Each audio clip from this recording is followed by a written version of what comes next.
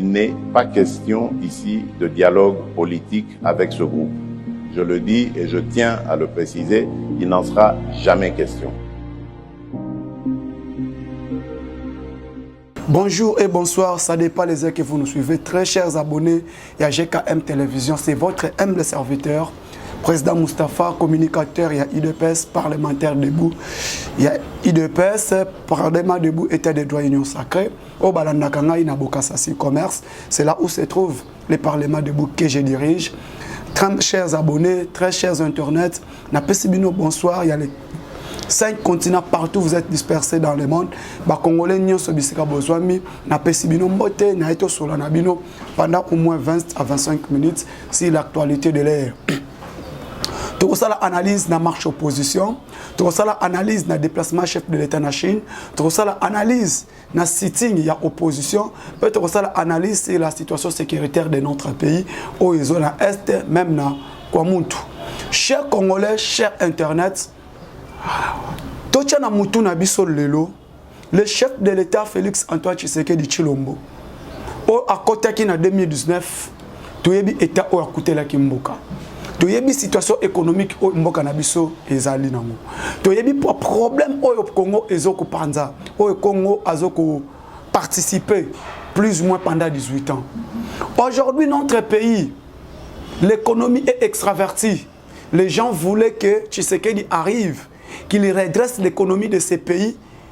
Et Koufa, pendant plus ou moins 50 ans, a relevé en haut dans 5 ans. C'est impossible. Lelo oyo ba opposant ba bimi ba sali marche ba yebisi biso vie chère ba opposant ba bimi ba sali marche ba yebisi biso ke seni elongwa ba opposant ba sali marche ba yebisi biso coup constitutionnel ya Tshisekedi elongwa ba opposant ba sali marche pona nini Vital Kamerhe vie eza chère aki kosomba masangu na Afrique du Sud na Zambie na kobanda na premier point c'est là. Mais avant na banda wana, mes chers Congolais, tout le monde nous vit à tribalisme. Aujourd'hui, nous, la population congolaise, nous sommes manipulés par les politiciens. Les politiciens nous manipulent et les politiciens nous divisent. Lelo Oyo, Daniel Safou, qui est l'un des pions majeurs, a circulé l'information sur le tribalisme dans Mboka Nabiso. Et le tribalisme, Oyo, Daniel Safou, a même la biso. Daniel Safou, toi tu es là pour diviser les Congolais. Balingi va diviser les Congolais, va partager la tribu na place de la valeur à la République démocratique du Congo. Félix Tshisekedi est le président de la République, c'est un destin. Mais Félix Tshisekedi va passer. Nous le Congo va rester. Tshisekedi a koleka Congo et Kotika la Mobutu akenda na Congo te. Akenda na Zaïre te. Mais lelo oyo ba politiciens bazo manipuler biso par des $10, par des $20 parce que c'est notre faiblesse. Bazo utiliser comportement na biso ba yebi. So te pèse 5 000, te pèse 3 000 to kozo bango to manipuler bango. Lelo bande ko na biso ba congolais. Au lieu de parler des valeurs du Congo, to zo lobe la tribu. Au lieu de parler qu'est-ce que nous devons faire pour notre longwa na état ya tiers monde tozali to matana to matempe likolo tozolo bela tribu. Aujourd'hui Moïse Katumbi obozo soutenir Matata Mponyo obomoni lelo ange, ils étaient avec Kabila, il a mangé avec Kabila. Matata Mponyo a travaillé avec Kabila. Sous Kabila il était vice-président ya Ecofin ya Assemblée provinciale à Kinshasa. C'est lui qui a fait que Kimbuta règne dans ce pays comme gouverneur pendant 12 ans. C'est Martin Fayulu. To bossa ni ngompangi plus mpangi. Ada bombo la kweya. Pas bimisa nani, pas bimisa Kimbuta. To yebi état ya gestion ya Kimbuta quand il était gouverneur na kata ville à Kinshasa. C'est lui qui a fait que Kimbuta bima gouverneur. C'est Martin Fayulu.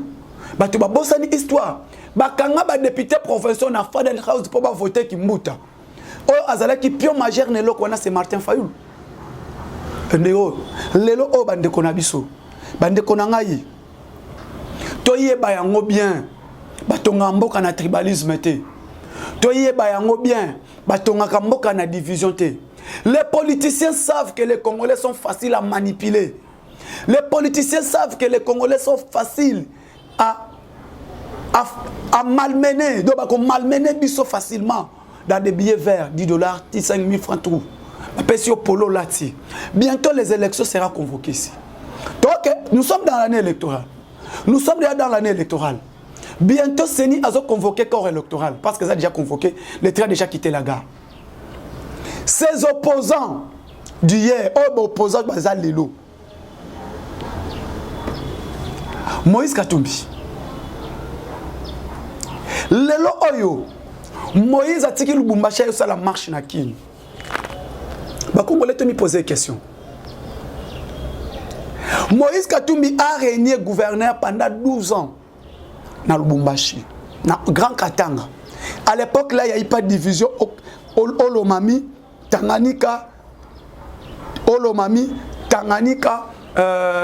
Lualaba et Okatanga.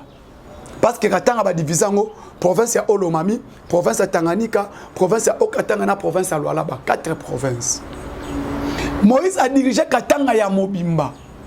Mes chers Congolais, Totuna, au lieu de demander Katumbi, alors que Sabiso prend ses 3 km au Asala na Lubumbashi, avant de bimana marche.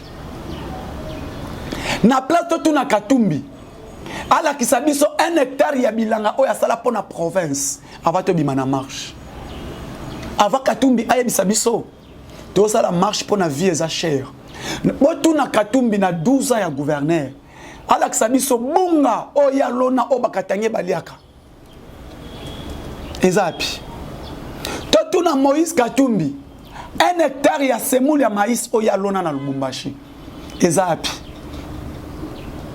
Totuna Moïse Katumbi entreprise industrielle minier oya tonga kitango azaki gouverneur. Soit investisseur o akrotisaki. Ba ko investir na Katanga pendant que lui était gouverneur. Ezapi. 0. Mais aujourd'hui, quand ils veulent manipuler les peuples congolais, ils veulent diviser les peuples congolais, ils viennent encore pour venir tromper les peuples congolais. La marche.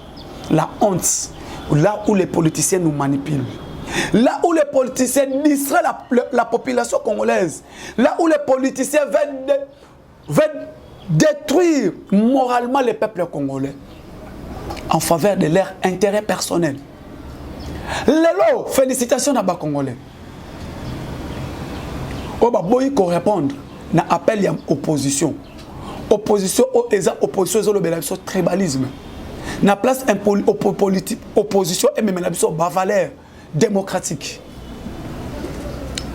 Est-ce que Moïse a bakité que bakatange balia kabunga? Lelo Moïse Katumbi. Na bandina na yena ko yela bino matata mponi. Lelo Moïse Katumbi oyo ya yego bimisaba congolais Vicher a bisabiso opérateur économique nini oye apesa ki a promouvoir ki na Katanga. Opérateur économique nini oye a telimisa ki na Katanga. Oh lelo ayeke non aza l'un des grands importateurs. L'un des grands importateurs, il y a Semoul. L'un des grands importateurs, il y a Bunga. Au Bakatangé Baléa dans le Bumbashi. Il est où? C'est la honte. Lelo Oyo. Moïse Katumbi to yebi yuti. Ceux qui ne connaissent pas, qui veulent parler de Moïse Katumbi comme si c'est quelqu'un. Mais Moïse Katumbi, c'est le premier père des tribales. Quand tu n'es pas sérieux dans des petites choses, et maintenant, qu'est-ce que tu vas dire pour les grandes choses? Lelo Moïse Katumbi abimisa biso munduki ngana za imanye na stade de martyr vita mazembena imana awa na martyr. Moïse atombola GP abeta biso bakino na martyr. Batu babosa ni histoire. Pourquoi? Parce que imazembe aza mené na imana. Rien que na balle ozobimisa la batu ba GP. Les gens savent ce que je dis aujourd'hui. Évêque. Donc, Ezakutil Kamboboyata, Moïse Katumbi, Vita na Mazembe, na Lubumbashi. 30 minutes, 40, 50, 60, 70, 80, 90, 90, 100, 110, 120. Dans le match, match est 120 minutes. Si Mazemba égalisa, match est là. Tout est bien. Aujourd'hui, Moïse Katumbi, c'est quelqu'un que les gens peuvent prendre comme un ange, comme un modèle. Dans la politique au Congo. Mais là, Moïse Katumbi, il faut que na souci, il faut que la peine na mambo mosusu azomonango. Oyiba que non, celui-ci c'est mon frère. Moïse soka zongi na mboka o se gasa Tshisekedi. Moïse soka zongi na mboka o se gasa Tshisekedi. Moïse, tu étais à l'étranger, Kabila blocayo, à confiné en Italie, à confiné en Belgique. Confiné, moi, côté le colonna Congo, exacté. Personne n'en gratte. Mais les gens oublient. Moïse Katumbi a assali sa marche pour la vie chère. Les premiers opérateurs économiques à Semoul, pas côté Semoul de maïs, na Kankatanga, c'est Moïse Katumbi. Tobosani en côté, to yebi. Moïse a une industrie à maïs. Na Zambie. Moïse Katumbi a une industrie à maïs na Kolwezi. Privé. Pourquoi pas tant aux qui gouvernent au salaire de l'État congolais? Nini oyo tiraki na Katanga. Otoko beta maboko oso toke se Katumbi. À part succès à balé à corruption. Mais c'est Katumbi, l'ami, il y a M. Soros, l'ami, il y a Mo Ibrahim, et l'ami proche, il y a Kagame. Hein? Le lot de Konanga to Bosana. Moïse Katumbi, Congolais. Moïse joue le jeu des médiateurs. Il y a M. Soros, M. Mo Ibrahim et Kagame. Le lot avant de na marche boloba. Congolais va marche. Au lieu d'abord de condamner les Rwandais. Les Rwandais qui agressent la République démocratique du Congo depuis 1997. Les Rwandais préparaient ces batailles depuis 1997. Comment les Rwandais vont récupérer la République démocratique du Congo et diviser les Congolais? Objectif n'a pas c'est l'accord de l'Émirat. De faire appliquer l'accord de l'Émirat. Qu'est-ce que nous allons faire pour appliquer cet accord? Nous allons approcher les Congolais et diviser les Congolais. Dès que nous allons diviser les Congolais, nous allons réussir. Et nous allons diviser la République démocratique du Congo en 4 parties. La République des Grands Kivu a créé un empire Tutsiland. Après qu'on crée un empire Tutsiland, nous allons créer la République du Congo central, République du Grand Kassai et côté qu'on a Katanga Longwe. Tu as plan na bango. Mais les Congolais savent. Laissons-nous, tout le monde jouer jeu à ennemi.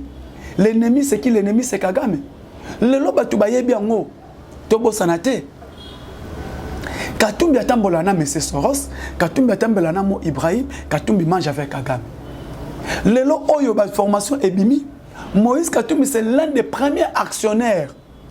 Il y a entreprise eau et raffinerie ka coltan na or na Rwanda.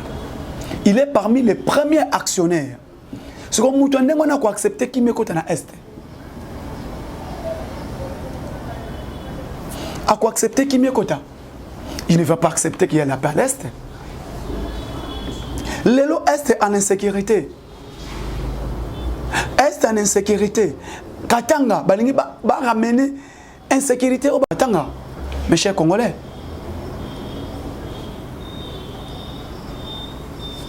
Mais Dieu est bon. Le chef de l'État est déterminé de restaurer l'état de droit et la paix dans l'Est de la République démocratique du Congo. Nous n'allons pas accepter d'être divisés. Nous sommes des Congolais, des pères et des mères. Et nous les resterons toujours. Nous sommes unis par l'effort. Les sang du Congo, maquillés à Congolais, et ne sont pas ni trop, et ne sont pas ni mingi. Tu peux accepter un sous-souté, Moutou aya ko diviser les Congolais à ramener sur le sens de tribalisme. Moutou a joué la biso tribalisme. Est-ce que tu as vu côté Aouta? Tu as vu d'où est venu Katumbi? D'où est venu Moïse Katumbi et Matata Mponyo? Hein, mes frères congolais? Katumbi sort l'homme le plus riche du Katanga. Mais province est en pauvreté. Aujourd'hui, les Katanga ont subi souffrance et malnutrition. Mais Katumbi est là. Katumbi était là. Incapable de retirer un hectare de maïs pour la Katanga. Qu'est-ce que Katumbi a fait pour l'intérêt du Katanga? si ce n'est pas le tribalisme, si ce n'est pas Babo Massamba Kaputu, si ce n'est pas Babo Makatumba Mwake, si ce n'est pas Babo Mabanza Mukalai, si ce n'est pas Abo Misabiso Kadiombo, Oya Ucho Kufa, au moins 2 ans passés, c'est Katumbi. Lelo Moïse Katumbi a Abi Misabiso na balabala, tout ça la marche pour notre boya Seni. Mais Moïse tout ça qui n'est na katia union sacrée. Moïse a une représentant au afanda kana Seni na compte ensemble. Après ça kombo ya mutu azalaka na assemblée nationale na Seni pardon na compte ensemble katanga ba siège. Moïse azana délégué na azana Seni. Quand ils disent Seni o ya Tshisekedi. Tu as Moïse na kati ya union sacrée. Mes chers, Moïse, oui, nous étions avec toi dans l'union sacrée. Tu as divisé ma poste et responsabilité ya Seni na kati ya union sacrée. Moïse Katumbi azana délégué na ye. Cap une IDPS tozana délégué na biso. Opposition azana délégué na ye. Didier Manara azo siège na compte ya PPRD azana Seni. IDPS azana rapporteur Patricia Tseya azana Seni. Moïse Katumbi azana rapporteur adjoint na Seni. Tu partages qui va poste à responsabilité na Seni na kati union sacrée. Mais aujourd'hui Moïse Katumbi disent Seni wana Tshisekedi elongo mais Seni yango pesi carte d'électeur. Voilà. Il est enrôlé na Seni oyo yazobenga Seni yakadima abo yango. Et tout cela qui marche, to boya qui Ronsard Malonda. Quand boya Ronsard Malonda, le président a convoqué l'union sacrée. Le président sali l'union sacrée na vision na yé. Mais tout le monde sait la position de Katumbi. Tant que moni ba intérêt Georges Seros na Mo Ibrahim na Kagame. Ba moni ba intérêt na bango pas Félix Zate. Parce que Félix dit notre devise, c'est servir d'abord le peuple congolais. Nous sommes venus ici, dans l'union sacrée, pour servir le peuple. Pas pour les intérêts des politiciens, mais pour les intérêts du peuple. Bamoni yango risque. Mais c'est Soros, mais c'est Mo Ibrahim, Kagame, non. Bima. Moutoua Kabola Bisson à Genève. Les gens oublient. C'est qui? C'est la même fondation Kofi Annan. Mais c'est Georges Seros et Mo Ibrahim. Santé qui sont à la base, il y a qu'à déstabiliser l'Est de la République démocratique du Congo. Je vous ai dit ici, c'est ça le cas. Tu as rien à ma tête en pognon. Mais c'est ma tête en pognon. Mampon. Eh, ma tête. Matata, tu veux nous dire le régime de Tshisekedi est plus dictatorial que le régime de Kabila. C'est craché dans la mémoire de Tshisekedi. Ils ont craché dans la mémoire du peuple congolais. Ah, Congo, Mawa. Nous devons soutenir notre pays. Congolais, tout ce qui est manipulé par les politiciens. Cessons d'être manipulés par des politiciens. Les politiciens sont là pour leurs propres intérêts, pas pour nos intérêts.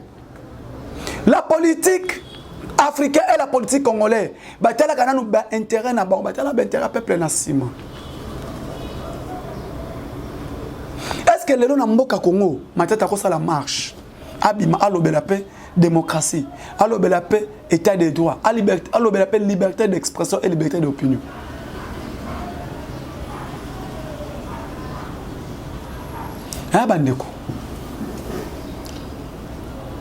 Opposition à Sali marche. Mata Tamponio Abimina marche. Mata Tamponio en pleine marche. Bakoki kosta la marche à 2 km. Premièrement. Bango balabi que la police ya Tshisekedi est empêché qui bango. C'est honte. En pleine marche. Mata Tamponio Fayulu tozo yoka azoloba. Beta bango mabanga. Ba beta banani mabanga sont des policiers au besoin de la sécurité ya biso. Fayulu atinda ba beta biso mabanga. Ba beta ba policier mabanga. Après Fatnani aye sa foyer to côté la baluba na banda kutuko boma bango ndetika baluba ngo bana na ye. Moi qui vous parle, je suis pas Moulouba. Je suis du Congo central. Moi Mustapha, je suis du Congo central. Je suis pas Moulouba. Des pères et des mères, mon Congo ya Congo central. Moutoua ça la marche. Aïe ça la politicienne. Beta bango mabanga. C'est la personne que vous cherchez pour diriger ce pays. La République démocratique du Congo. Congo ça n'a pas ça à valeur. Malgré tout être humain doivent être protégés par les Congolais. Mais Congo tous a besoin de temps oyo. Bato bazana ba valeur ou bako aider chef de l'État pour Congo qui est liboso. Mutongo nani? Matata mponi.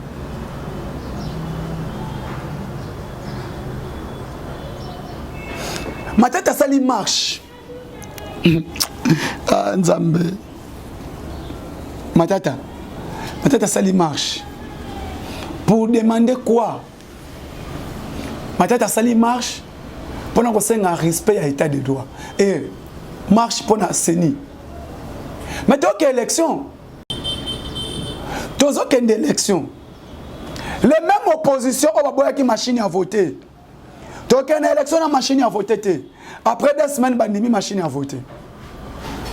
Kabatouana. Les mêmes batouana. Donc une élection après 2 autres salles élections. La constitution ni. Matata mponi. Rossi akenda wapi. Matata mponi. Thérèse Kapangala aza wapi. Matata mponi. 19 combattants à IDPS calcinés en permanence. Baza wapi. Ce n'était pas toi qui étais Premier ministre.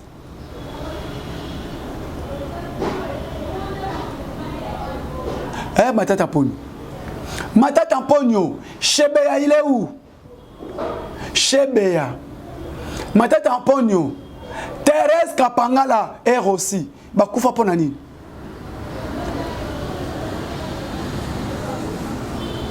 Ponaka basenga kito ke na élection. Bubuma bango.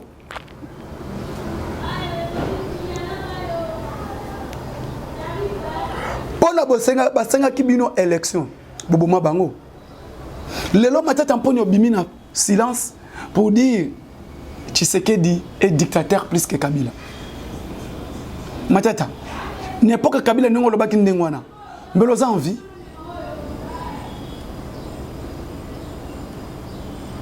Tu allais mourir dès que le biba phrase wana. Tu allais mourir avec Kabila. Mais c'est Matata Mponi. Matata Mponi nous a présenté des doing. Que non, la police, ils ont tiré sur les véhicules des opposants. Matata Epsibiso boye, mituka ya ba opposants, la police n'a armé ba beta kiango masasi. Voilà les doing que moi j'ai ramassé dans le véhicule des opposants. Matata quand c'est tous en maëlete. Tu nous apprends comme nous sommes des bêtes ou des animaux comment? Le bal est divisé l'issasi, ils ont 3 parties. Première partie, il y a ce que nous appelle amorce. Deuxième partie qu'on appelle le doing. Et puis la partie elle songe ne kota kaza beti so beti balekima et kota na nzoto mutu. Partie le col. Amorce vient de verbe amorcer. Le doing corps ya lisasi. Et quoi ya kaisika ba beteli lisasi. Maintenant Matata Mponi vient avec des doing. Ils ont que la police et l'armée ont tiré dans des véhicules des opposants. Voilà des doing que moi j'ai ramassé. Matata Mponi abimisi ba doing na poche ya pantalon na ye. Il abimisi ba doing mi balé alobi. Voilà les doing on a ramassé. Herba beta ki banini masasi na mituka ya ba opposant.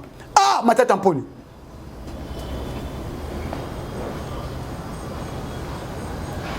Matata, c'est grave.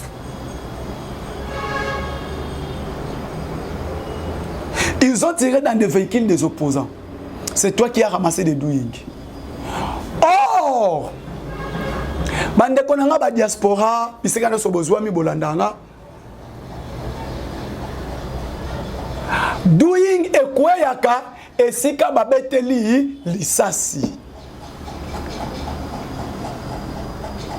Sikoyo ba doing o Matata Mponyo azui alobi azui yango na mituka ya banani ya ba opposant.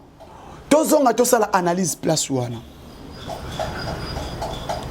Les doing, où est-ce que Matata a ramassé les doing? Dans des véhicules des opposants. Maintenant, qui ont tiré? Ce sont des opposants, soit ce sont des gardes du corps qui étaient dans des véhicules des opposants pour tirer la population. Donc pour dire, c'est Moïse Katumbi et Matata Mponyo et Fayulu et Sesanga qui ont tiré, qui ont fait blesser la dame journaliste Oyowana Azokaki. Donc, les policiers qui ont été blessés, donc Matata a confirmé, ces policiers-là ont été tués par des opposants. Place on va te conclure. Analyse ngana sali yangwana. Parce que doing ekwelaka, doing yalisa se kwelaka esika babeteli. Tango Matata lobi ke na babetaki na mituka bo opposant, c'est ça où moi j'ai ramassé ces doing.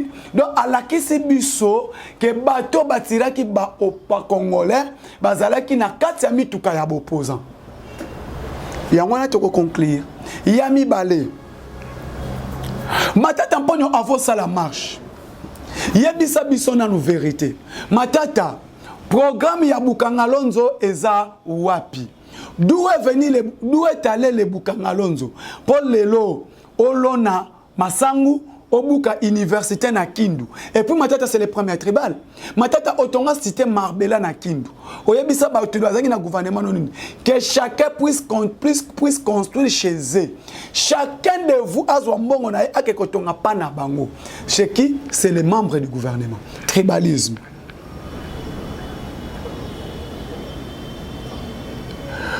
Matata Mponyo. Le programme y a 1000 écoles.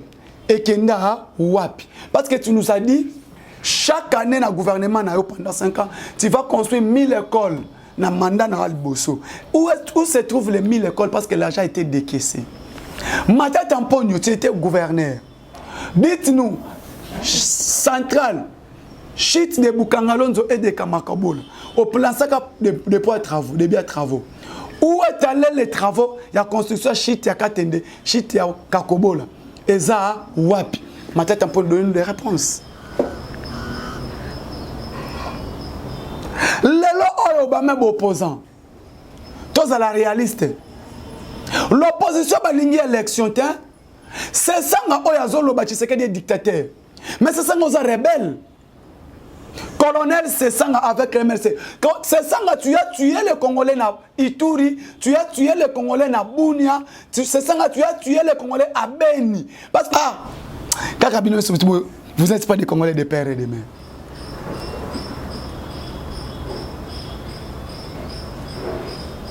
Kamitatu est na marche bazo simba e. Bango nyoso ba simba bango.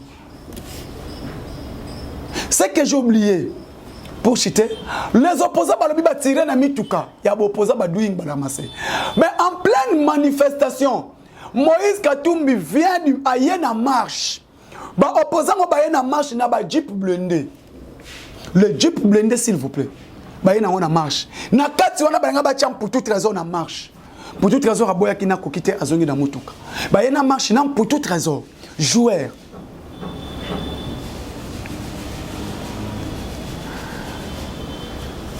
Congolais totuna.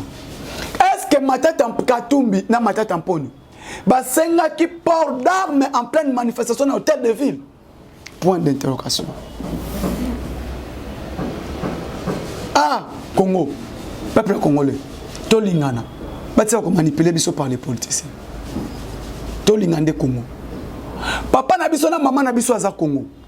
Lelo oyo colonel Sesanga Tikanoko incompétent, inconscient, Batoana, Obasala qui marche. Maintenant, vous avez fait la marche contre la vie chère. Miloko Kititano. Vie chère et Kititano. On a été posé question.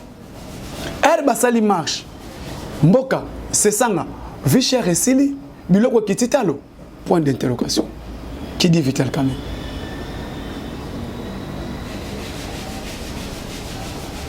Lelo, le chef de l'État séjourne en Chine. Président Fachi a en Chine pour une visite de travail, visite d'État. Parce que dans la relation internationale, tu as une visite de travail, tu as une visite d'État et tu as une visite privée. Le président a déplacé en Chine pour une visite d'État. D'État, c'est là où il sera reçu par le président Xi Jinping et il va faire des tournées pour visiter le mémorial, Cornini armée, tout ça. Et pour revoir, revisiter les contrats chino-congolaises. Parce que tu vois bien que 5 chantiers, l'un des grands programmes, père à son âme, le professeur Samba Kaput, un éminent professeur. Premier Congolais à ça le programme et le développement. Il faut qu'on réunisse le Congo mobile sur le plan infrastructure, sur le plan routier et sur le plan chemin de fer. Professeur Sessam, professeur Samba Kaput. Tué par qui? Par bateau babimi na marché de l'eau. Baza à la barre. Parmi bango moko baza na loi, il y a Samba Kaput na loi, il y a professeur Samba Kaput et le doyen Katumba Mwake. AKM. Bande Koba diaspora. Fachi a coûté contrat sino congolaise. Tu es bien zalaki.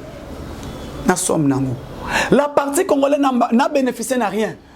Par exemple, c'est cinquantenaire. Mais cinquantenaire en Ouazé, l'état cinquantenaire est en particulier na indien. Mais chinois a sala yango na contrat sino congolaise. Par exemple, c'est boulevard triomphal au monde. C'est un contrat sino-congolais, c'est 114 millions. C'est la honte. Le lot Fachi Alobi, non, il faut revisiter le contrat sino-congolaise. De mon Chine, Fachi a une visite d'État en Chine. Le lot a lobby le 27.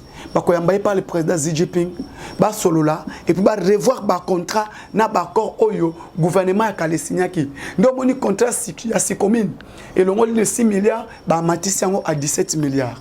En même temps sur le plan défense nationale, tout ça a bonne relation à Chine parce que les drones au Congo aujourd'hui, ba drone d'attaque aujourd'hui au Bundela on a M23, y compris les ADF, ba drone wana et outils na Chine. Quand on a contrat sino-congolais dans le cadre de la défense nationale, Tolandi est le vice-premier ministre de la Défense. Azana Chine, Azana Expo, avec tout centre militaire, état-major général militaire, il y a Chine, pour tout son matériel et armé, il y a une nouvelle génération. À part Wana, le drone Wana Eye, tu y bien quand on a contrat sino-congolais. Le président de la République maintenant, dans le domaine économique, il y a commerce. Sur le plan économique, la République démocratique du Congo, nous sommes forts. Forts, on a photo l'accent, on a mis ça là. Fort, on a photo l'accent, on a 4 unions sacrées que nous sommes déterminés. Sessanga n'est pas congolais, Katumbi n'est pas congolais, Fayoulou n'est pas congolais. Kamata Tamponio n'est pas congolais. Parce que Batou, ceux qui basala qui ba congolais, bangi basala effort pour l'économie en Mboka ya avancer. Mais le basala qui est forte, l'économie en Mboka est élément, c'est là où nous constatons que ces gens-là, bayaki na jeya mususu autour du secrétaire général. Mais c'est le secrétaire général de l'UPS Augustin Kabouya. Mouanaboute AK47. Mouanaboute félicitations. Tout le monde est opposant ndenge bazolela. Tout le monde est opposant incapable de multiplier 500 personnes à la marche. Mais nous, l'Union sacrée, tu organises une marche à soutien FARDC dans le boulevard Lumumba. Tout à l'heure, pourquoi? Parce que nous avons respecté l'itinéraire donné par le commandant de la ville, province de Kinshasa.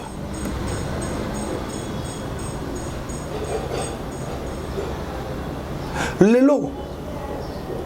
Après qu'on visite le contrat sino-congolais, dans le domaine économique, dans le domaine environnement, dans le domaine finance, parce que dans le domaine finance, nous avons vu M. le DG de la ARCA accompagner le ministre des Finances dans le DG dans l'entreprise chinoise. Pourquoi? Les entreprises chinoises ont raté qu'on sauvegarder l'assurance na bango na République démocratique du Congo. Or, pendant que les géants entreprises sont en mine, ceux qui ont l'assurance d'abord appellent ça na mboka na bango, bazo ko appauvrir RDC.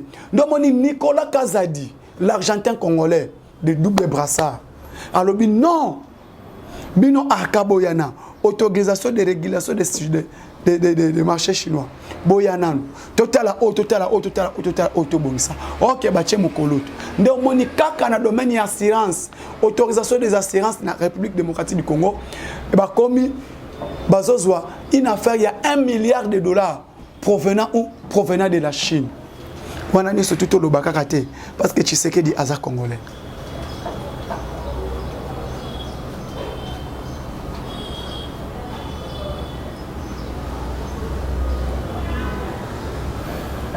Toiba. Par contre, surtout, il faut tout ça l'effort. Président Lobiboula, devise la Chine les années. Devise la Chine, se servir le peuple congolais. Parce que,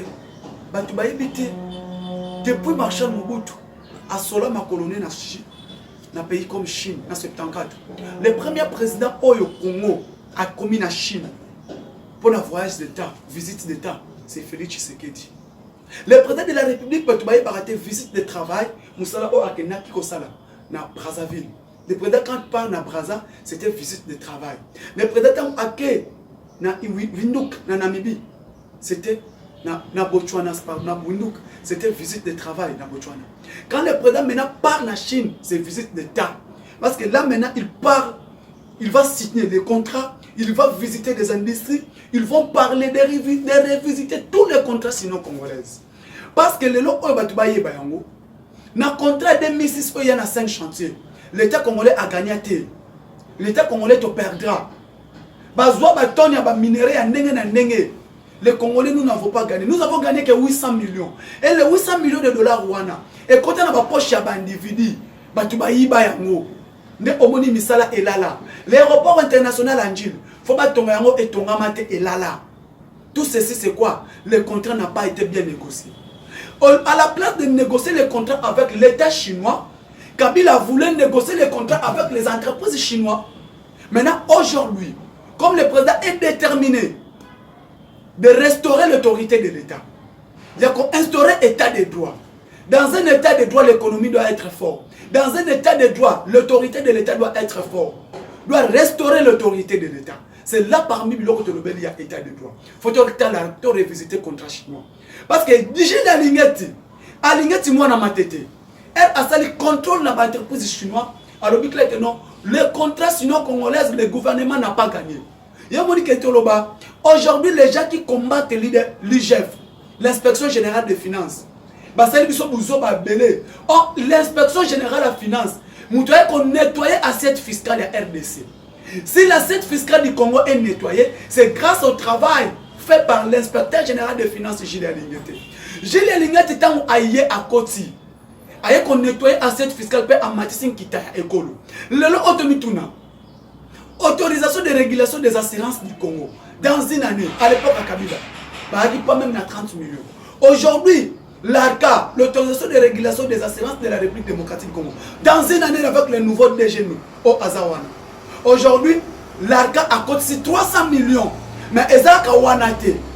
Parce que nous voulons maintenant, avec l'autorisation de régulation des entreprises, des assurances du Congo, toutes les entreprises qui travaillent dans le secteur minier à Chine, il faut assurer dans le Congo. Mbongo etika la kana Congo. Ba assurer dans l'autorité à Congo. Bango ba assurer la Chine. Mais au moins que faut gagner un marché à plus ou moins 1,5 milliard de dollars américains.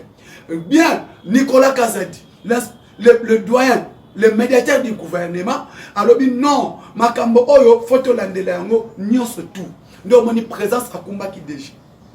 Le président de la République a accompagné les membres du gouvernement. Madame Antoinette Samba, le ministre Mine, monsieur Patrick Mouyakatemo, le ministre, le patron de la communication, Akeina Eberan Kolongele, le ministre numérique. Pourquoi? Faut-il revoir nyonso, même dans le secteur de la communication. Il y a des contrats que nous allons signer. Dans le secteur de la défense, il y a des contrats que nous allons signer. Dans le secteur de la défense, déjà, il y a des avancées significatives. Parce qu'aujourd'hui, Jean-Pierre Bemba-Gombo, depuis qu'il est là, 9 drones d'attaque. Et qu'on a Chine, 3 déjà est commis et en Ndolo. 3 moussus sont en 9 mois, 3 moussus sont en décembre. Ça dépend de ce Congo Tobanako. Qu'on décaisse Mongo pour équiper armée. À part Wana, 4 avions de chasse de guerre légers. Il faut qu'on ait un bon cannabis. Et qu'on permette l'armée et mata toujours en puissance. Parce qu'aujourd'hui, ceux qui Congo essaient de déstabiliser, on ne déstabilise pas un des pays à l'étranger. On commence d'abord à déstabiliser un des pays à l'intérieur du pays. Notre pays est déstabilisé à l'intérieur par nos opposants qui collaborent ensemble avec Kagame. Lelo on doit bien makambozo le kana est, tu dois makambozo le kana Katanga, tu dois makambozo le kana Kwamutu, Maindombe. C'est qui? C'est nous-mêmes les Congolais aussi, nous sommes dedans. Il y a tous les Congolais qui sont mboka. Moi si tu lingi mboka, tu kozala, tu kotombo la mboka na biso. Congo na biso lelo to ko développer yango kaka dans 2 jours, 2 semaines. Congo s'est développé, ceux qui kaba Congolais toza ini, ceux qui to lingani to tiki ki moyibi. Ces députés qui vont venir bientôt dans la campagne électorale sont des voleurs. Bato ba piller mboka, bato ba yibi miko, ba yibi kitekol. Moïse Katumbi est le plus riche que la République démocratique du Congo. Mata Tampon a construit université à Mampon. Mais Aloni Masanga Bukangalonzo a kebuka université. Aloni Masanga Bukangalonzo a tongi cité Marbella. Aloni Masanga Bukangalonzo a tongi hôpital privé Mampon. Congo. L'opposition basa sur un discours à Kolobate. Basa sur un discours à Kolobate na ndenge nini bande konangai. Mwana oya kanluka bongo kebimisa baya na marche. Boyi koya poani. Balobi nzela o ezala te depuis l'antiquité. Tshisekedi asele biso nzela. To senga kiye. Félix Tshisekedi na kanluka to na courante. Apesi courant na kanluka. Félix Tshisekedi na kanluka to mela mai te mai ya robinet zate. Akoti mai na kanluka. Félix Tshisekedi na kanluka pont ezate. Ache pont na kanluka. Lelo o mutakuta kanluka abimi hyper abimi kitambo kanluka koti abimi kitambo ti ayo bimangirengire. Abima subanda longo ezate. Pourquoi Félix Tshisekedi asali nzela? Oye na makala. Place au bazanga nzela. Elengesa bachango ba bête éclairage public. Ba station continue à elengesa. Ba boy na bako bima na marche. Lelo oyo de première porte africaine. Si c'est le mbao. Nzela esalemi ba che pont na moderniser. Netika pont ya pont préfabriqué. Ba che ya Félix Tshisekedi. Yo kolobela batu nini? Bana kimbate ke yo mesana ko bimisa nzela cimetière. Fatia zo salango. Nzela cité nzela Mobutu. Tiki ngasani. Route secondaire fatia zo salango. Moutouana zolo bake asali l'autre côté. Mes frères, c'est la honte. 5 ans au pouvoir Félix Tshisekedi. Obino Bolobi asali l'autre côté. À côté Kinshasa Congo 41 000 écoles à l'État. Les a ramenés à 62 000 écoles. Gratuité de l'enseignement et côté. Enseignant pendant qu'on soit $30, l'autre enseignant 380 000 francs congolais. Asali l'autre côté. Félix Tshisekedi a besoin d'un incompétent. Qu'est-ce qu'il a fait? Mes chers Congolais, routes de Kinshasa, Chikapa Kananga passant Boujima et Kelomami. Namta Saliango.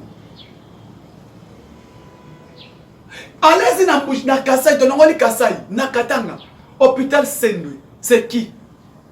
Katumbi Yolelo. Est-ce que Bino Lelo Bokoloba? Mais attendez le bilan. Le budget du pays. Incapable de recommencer ce budget 4 milliards.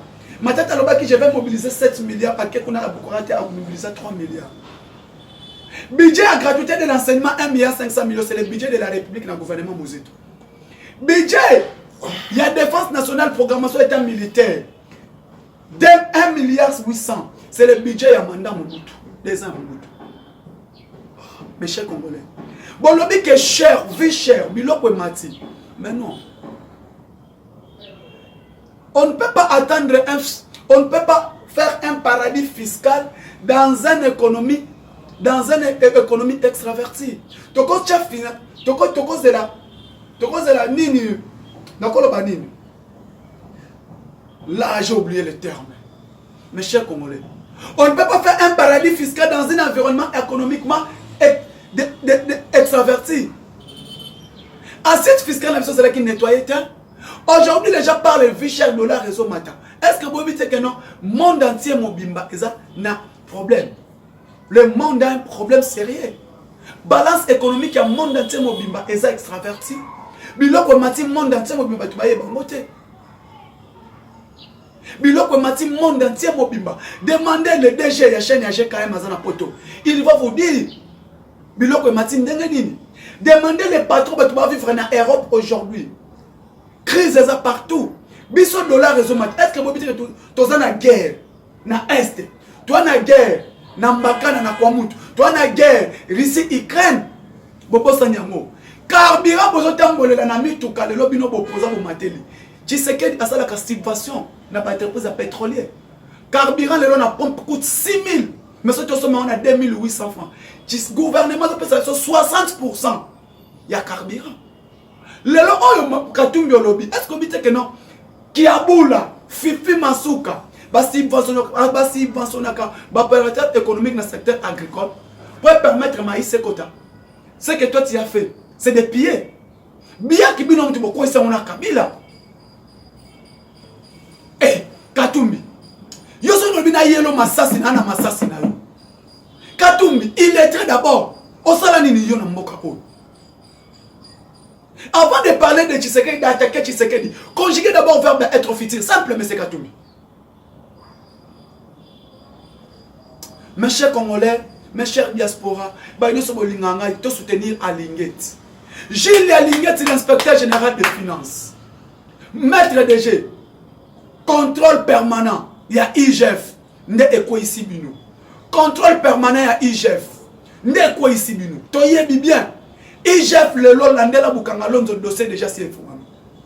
Gilles Alinguet, merci beaucoup pour notre travail aux Osala. Papa Nabiso Alinguet, merci beaucoup pour Moussala Malam. Gilles Alinguet, l'incomparable, le meneur de au gouvernement Samalokoni. L'homme qu'il faut à la place qu'il est, c'est Gilles Alinguet. L'inspecteur général des finances. Moutou a fandi c'est l'homme qui t'a Congo et Matra. Moutou a sali que Congo est Zoa Valère. C'est Félix Tshisekedi et la personne de Gilles Alinguet. Merci beaucoup. Merci beaucoup. Na GKM TV. Na tambo bozo pesa biso. Na tambo permettre biso. Tous les cartons de Belambo Cannabisco. Mon numéro plus 243 89 86 52 097. Plus 243 89 86 52 097. Je dis et je vous remercie.